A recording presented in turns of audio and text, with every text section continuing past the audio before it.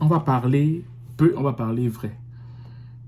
Comme je le dis souvent, depuis que je fais ces vidéos de sensibilisation et tout pour la communauté africaine et caribéenne, et que je parle souvent des faits divers, des faits d'actualité qui se passent au Québec et au Canada tout entier, je reçois beaucoup d'insultes racistes, beaucoup de, de mépris et tout, disant que genre, je n'aime pas le Canada, je n'aime pas le Québec. Et bon, moi, je m'en fiche un peu parce que je sais que ce que je fais, c'est pour le bien de tout le monde. Et qu'on sache un peu comment ça se passe au sein de ma communauté pour que les gens s'intègrent mieux au Canada. Mais j'ai l'impression qu'il y a beaucoup de gens qui se sentent plus québécois que d'autres en fait. Et j'aimerais juste replacer les choses dans leur ordre. Quand on parle de Québécois, ok, il faut que je t'explique ça. Le Québécois, ce n'est pas celui qui est blanc et ce n'est pas celui qui est venu, ok, dans les années 1600 en bateau de la France majoritairement pour pouvoir conquérir un territoire avec les Premières Nations.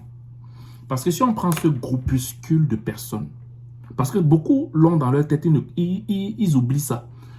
Quand on prend ce groupuscule de personnes qui se sont installées vers le bas Saint-Laurent et tout, et que vous pensez, et que tu penses que c'est ce groupuscule de personnes qui ont bâti le Québec jusqu'à nos jours, ça veut dire que tu es le plus ignorant de la Terre. Ce n'est pas ce groupuscule de personnes, ces Français colons qui sont venus, qui ont dominé, qui ont assujetti les Premières Nations, qui ont bâti le Québec jusqu'à nos jours. Non, non, ce n'est pas ça. Je te désillusionne, ce n'est pas ça. Il faut faire la différence entre les pères de la politique québécoise et canadienne et ceux qui ont bâti le Québec et le Canada. On va recommencer cette phrase. Il faut faire la différence entre les pères de la politique québécoise et canadienne et ceux-là qui ont bâti le Québec et le Canada. Oui, les pères de la politique québécoise et canadienne viennent de plusieurs horizons, mais majoritairement, je pense, des colons français. Ok? Ils ont pensé le Québec, ils ont mis en place des politiques qui vont diriger la province québécoise et tout ça. Des politiques aussi qui ont pour aspiration de faire le Québec un pays. Et aussi du côté fédéral, c'est la même chose. Tout a été mis en place dans ce sens. Mais ceux qui ont bâti, écoute-moi très bien, qui ont bâti le Québec, le Canada, depuis les années 1600 jusqu'à nos jours, c'est la somme des personnes qui sont venues de part et d'autre dans le monde, qui ont immigré au Canada, qui ont bâti ce beau et grand pays. Ils ont bâti tant sur le plan des infrastructures, ils ont bâti tant sur le plan démographique, ils ont bâti tant sur le plan économique, et je peux continuer comme ça. Ce n'est pas seulement le groupuscule de personnes français là, des colons français qui sont venus du bateau, qui sont descendus, qui ont fait des enfants par-ci, par-là, et ces enfants étaient forts. Le groupuscule de personnes, ils ont fait des routes. Le groupuscule de personnes, démographiquement parlant, ils ont fait beaucoup d'enfants qui ont envahi tout le Québec. Le groupuscule de personnes, ils ont construit des hôpitaux. Le groupuscule de personnes, ils ont fait l'économie. Le groupuscule, c'est ça que vous pensez dans vos têtes. Vous n'imaginez pas ça, mais c'est ça. Non. Rappelez-vous, la religion vous forçait à faire beaucoup d'enfants. La religion vous forçait. On a aboli ça et on a fait place à l'immigration massive. Parce que le Québec est 3 fois la France. 3 fois la France. Le Canada, je ne sais pas combien de temps. Le Canada est habité à combien de pourcents? On va regarder en live.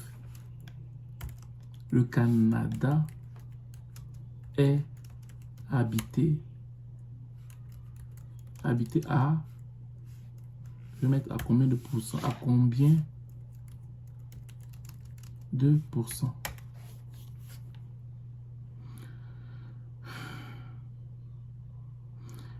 Voilà, le Canada a atteint vendredi, peu avant 15 heures, la barre de 40 millions d'habitants. C'est ce qu'a indiqué les Statistiques Canada en s'appuyant sur son horloge démographique. un outil qui modélise en temps réel le nombre de naissances, de décès et de nouveaux arrivés au Canada. OK? Ça, ce sont les chiffres de quand. Quel pourcentage du Canada est habité? Ainsi, bien que plus vaste que les États-Unis, Alaska inclus, le Canada est 9 fois moins peuplé, occupant environ 7% des terres émergées. Il compte moins de 0,5% de la population mondiale. Je n'ai pas besoin de lire plus longtemps, vous le savez. Oui, c'est sûr qu'il y a des coins au Canada qui ne peuvent pas être habités à cause de la glace, de l'eau et tout ça, mais le Canada n'est pas habité. Maintenant, prenons même le Québec aussi. Le Québec aussi n'est pas si habité que ça. Tout ce qu'on entend dans les médias et tout ça, c'est simplement des politiques publiques afin de donner soit des voix à un parti politique et tout ça. Mais vous savez que le Canada n'est pas habité. Sur le plan démographique, regardez les naissances. Ça inquiète beaucoup de statisticiens. Regardez le taux de naissance. Pourquoi toujours penser, vous voulez toujours sectariser le Québécois?